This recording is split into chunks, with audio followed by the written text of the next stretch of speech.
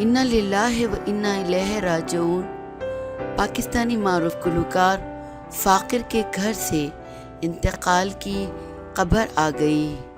مداح دکھ کا اظہار کرتے ہوئے ان کی مغفرت کی دعائیں کر رہے ہیں۔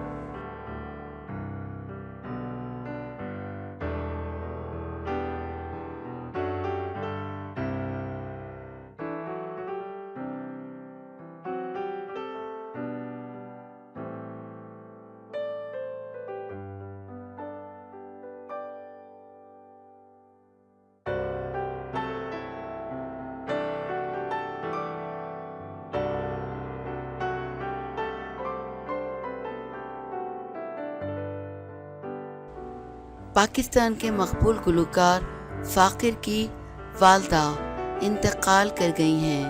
فاقر نے سوشل میڈیا پوسٹ کے ذریعے مداحوں کو اپنی والدہ کے انتقال کی اطلاع دیتے ہوئے لکھا کہ میری والدہ راشدہ طاہر خالق حقیقی سے جا ملی ہیں، وہ ہمیشہ ہمارے دلوں میں زندہ رہیں گی۔